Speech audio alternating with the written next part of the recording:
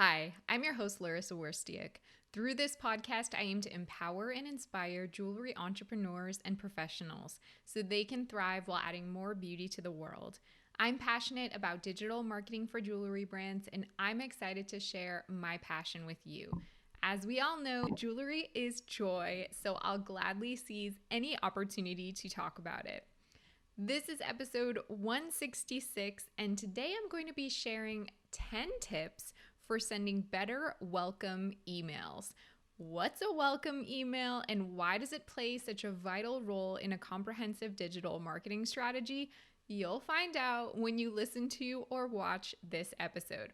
Oh, and if you don't already have a welcome email or series, then I highly recommend you make that a top priority when you're finished with this episode. It's that important.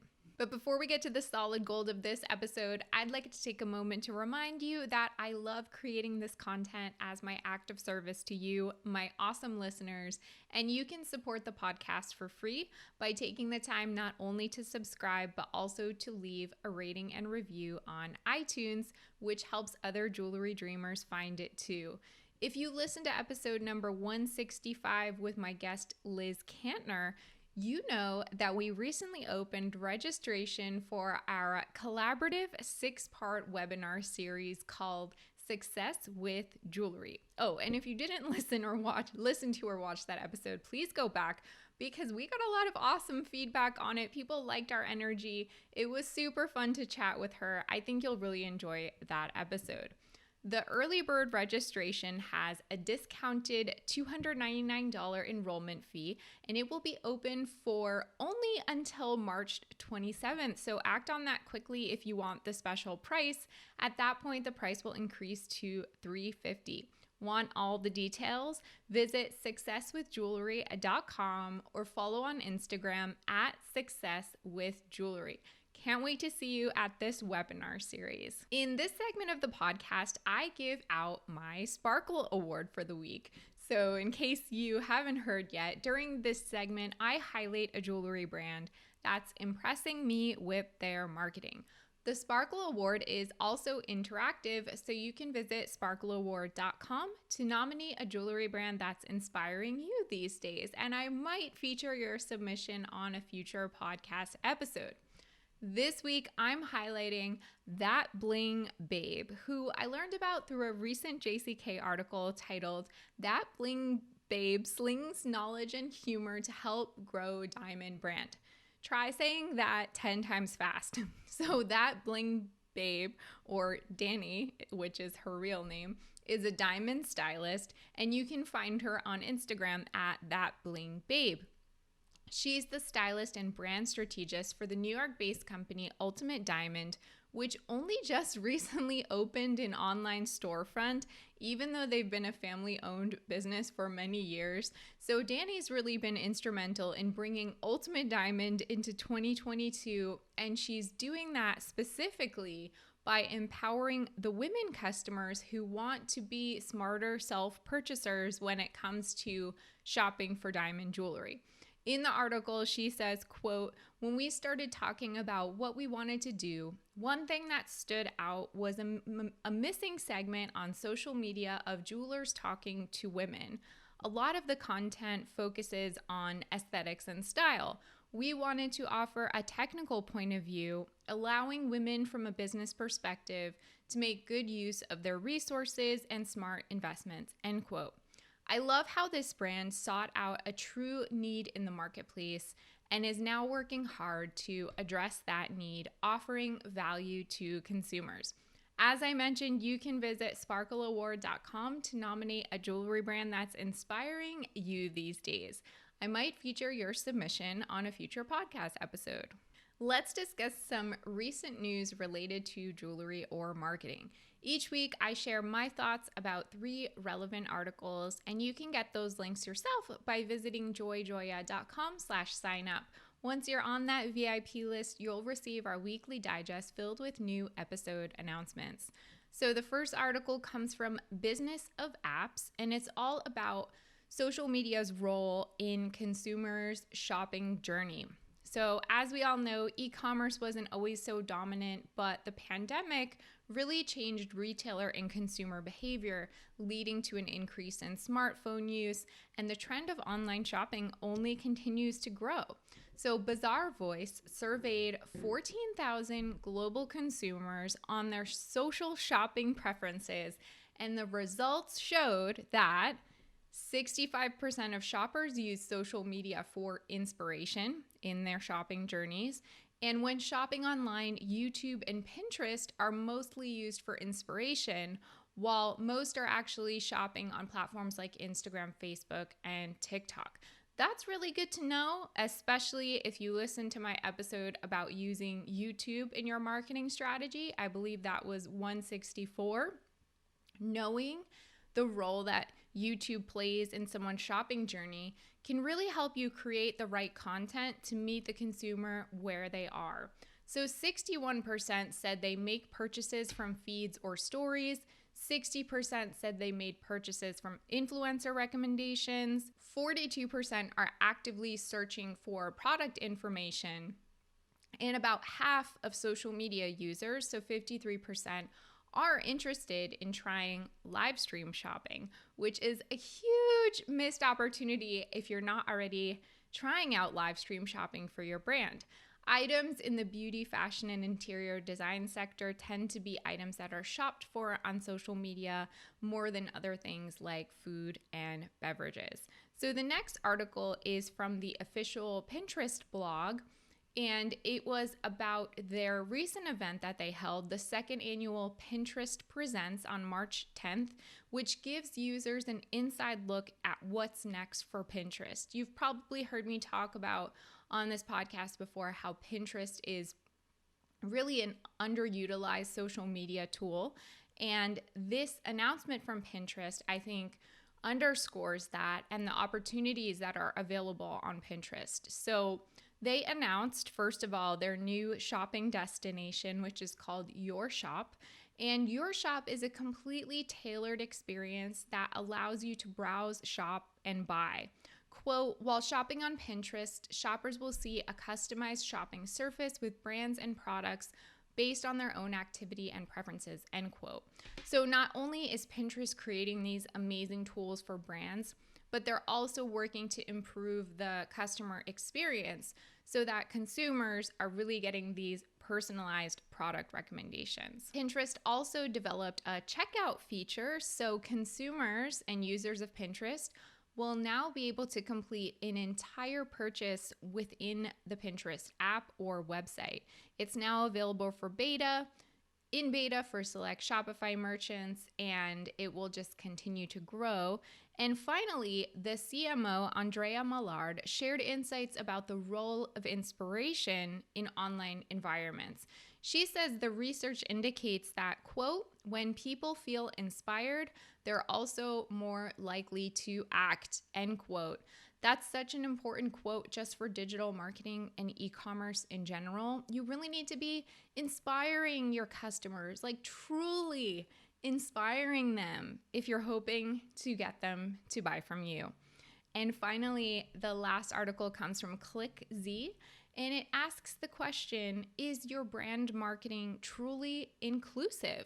So inclusive marketing recognizes that your audience is made up of different groups of people and that it really considers diversity in all forms. And that means age, appearance, ethnicity, gender identity, language, religion, socioeconomic status, and physical and mental ability. And I think a lot of jewelry brands are forgetting that diversity does have all of these touch points and they should really be represented.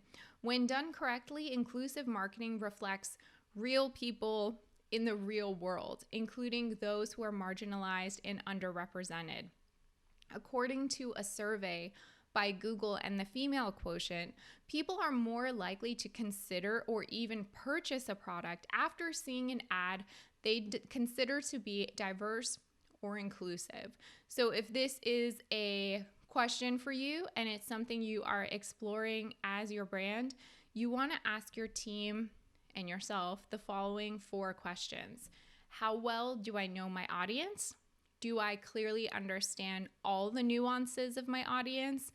Am I being authentic in my messaging? And is inclusivity an intrinsic part of my marketing process and my team? The overall thought and sentiment from this article is that inclusive marketing is not a trend, it's a journey, and it's here to stay. As I mentioned, if you want to get the links to the articles I share in this segment of the podcast, you can become a JoyJoya VIP by visiting joyjoya.com/sign up. Okay, let's talk about welcome emails. So first of all, the basics. What is a welcome email? All right. A welcome email is an automated email that gets triggered to send when someone subscribes to your email list or you add them, of course, and always so important, with that person's permission. So basically, you don't have to manually send this email yourself. Instead, your email service provider sends it automatically based on the conditions that you set up for it when you create this welcome email in your service provider. So most welcome emails are sent to the new subscriber immediately upon sign up, but sometimes others are sent at different times. So there's a delay between when the person subscribes and when the email is sent. In general, though, you really want that welcome email to be sent within the first day pretty much, and definitely no longer than 2 days after the sign up. Or honestly, this might sound crazy, but your new subscriber may forget about you. You want to catch them right when they're at the in the mindset of thinking about your brand. It happens that quickly. They're going to move on to something else. They're going to go on Slack and communicate with their coworker, or maybe they have a screaming kid that they need to tend to. So you really want to be there when their attention is directed toward you. So welcome emails are sometimes just a one-off email, just a one-time thing, while in other cases, they are part of a series. So one or more additional emails can be sent after that first one. And just like that first one, the subsequent ones are automatically triggered at other times. So why is the welcome email the most essential email to have as part of your email marketing strategy? I'll give you 3 very important reasons. So number 1, first and foremost, it reinforces a positive customer experience. If someone is giving you their email address because they like your products and are intrigued by your brand, that is no small thing, and you should never, ever, ever take it for granted.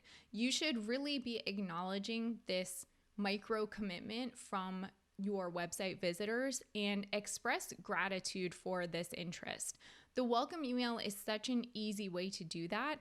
I honestly get really suspicious when I don't receive a welcome email from a brand these days, because I'm like, wait, I just gave you my email and I actually want to hear from you. Are you ever going to email me? Like, where did my email address just go? So it's a chance to establish trust as well. Number 2, the welcome email also presents a major opportunity to not only tell, but also to reinforce your brand story in a personal way. What I often find in my analysis of Google Analytics, website traffic of many different jewelry brands is that from their traffic data, only a small percentage of those visitors actually ever make it to the website's about page, where typically the brand story is housed. So, I mean, I can't assume anything about these visitors. Maybe they already know something about your brand. Maybe they don't. But what I can see from the data is that they're not usually going to the about page. They are maybe looking at products. They are maybe looking at your shipping policies. They're looking at your homepage to see what's new.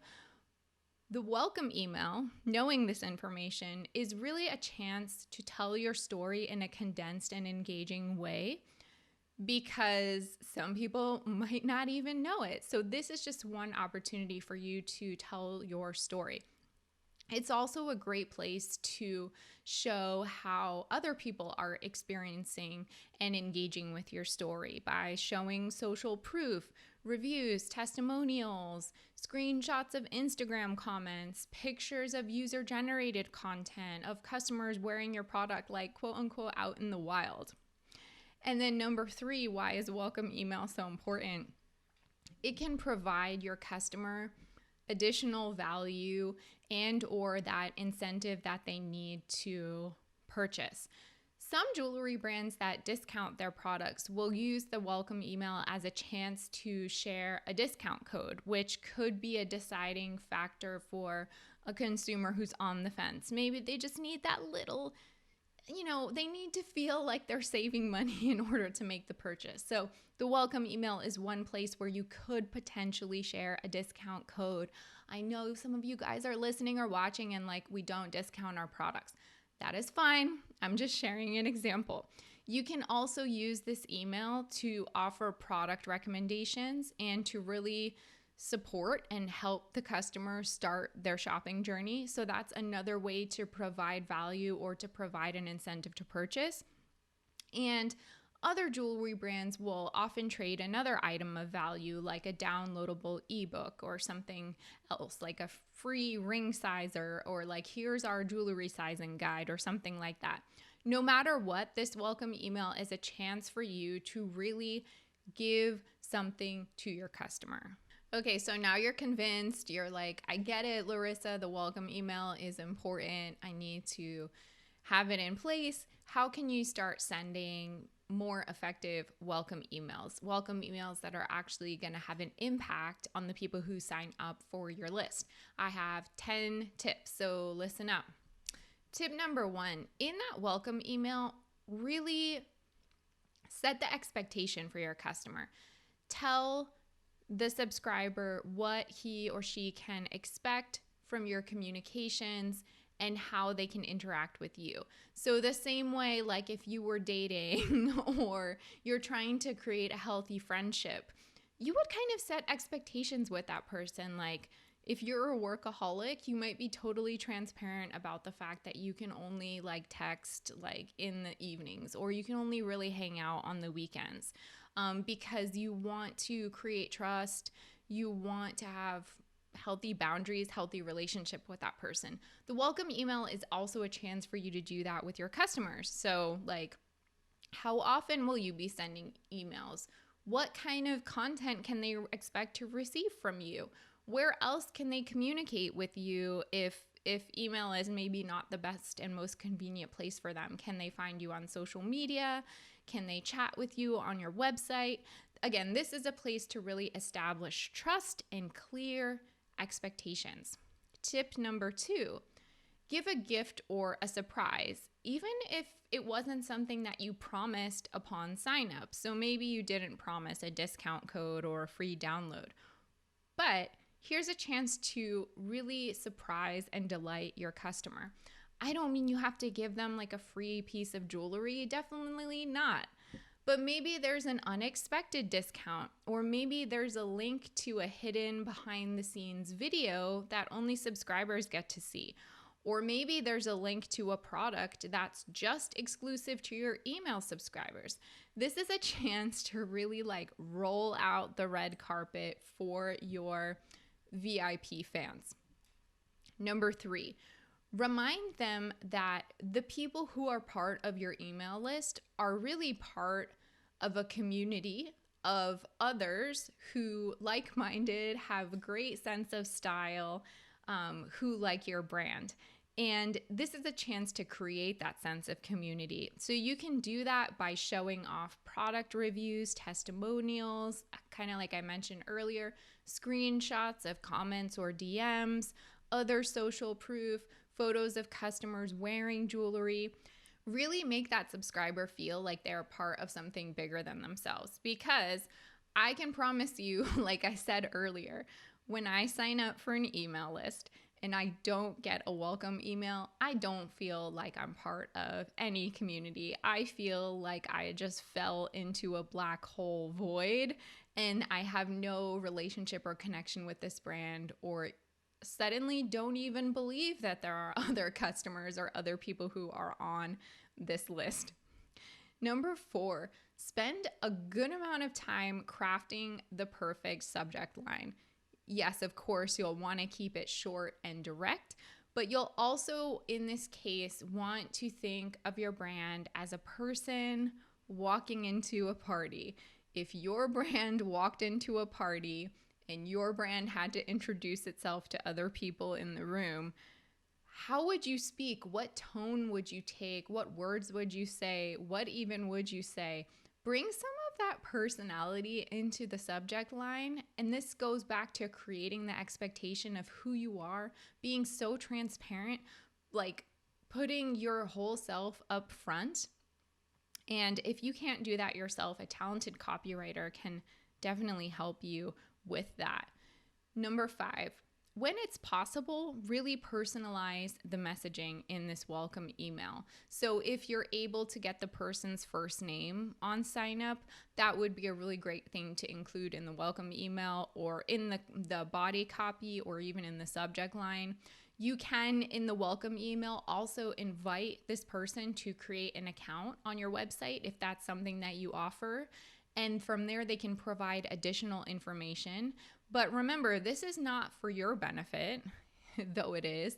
It is for the subscriber's benefit. And always talk about it in that way. It's so they can get a more personalized shopping experience. So they can get the emails that are most relevant to them. So they can have access to the products that they personally will love. So this is a chance not only to personalize, but also to gather additional information. Number 6, if you already have one email in place and it's pretty well optimized and you get good open and click rates on this email, maybe consider building out a whole series of 2 emails, 3 emails, however much makes sense for you to really tell your story. So thinking about that welcome as a digestible series of parts. Maybe in that first email, it's truly an introduction where you're like setting the expectations for what the customer will get out of their communications with you. Maybe in that second email, it's like some behind the scenes of the brand or maybe the history of your brand. Maybe that third email is about the craftsmanship and the materials. You'd obviously have to figure out what makes sense for your brand. But this is a chance to really lead someone through the journey of your story in a way that you can't really do on your About page. I think it's a really great opportunity if you want to and you have the resources to add those additional emails. Number 7, use the welcome email as a place to emphasize your customer service benefits, policies, things like shipping, your return policy. How easy is it to get in touch with customer service if need be? Maybe there's a link to a live chat or the phone number that they can call or whatever it is. If someone is on your website and thinking about making a purchase, 1, they might be looking for some kind of discount code. I mean, I feel like almost every person shopping online these days, before they buy something, they're going to check if there's a discount code. So they're looking for possibly that first. But the next thing that they're looking for before they finalize their purchase is, how annoying is my life going to be if this doesn't work out for me? And that welcome email is a place where you can really reassure the customer. Number 8, look for ways to make the welcome email fun, like there's a party starting. And so you probably hear that and you're like, well, Larissa, my brand isn't really about like partying, so that doesn't make sense for me. But if you think about it, there are all kinds of parties. There are like raves, there are like elegant soirees, there are dinner parties, there are all sorts of flavors of parties. So figure out what kind of party makes sense for your brand personality and try to bring some of that party to your welcome email. Like you are a host and you are opening the doors of this party space and your subscriber is coming in. What would that feel like and how can you conjure that in an email?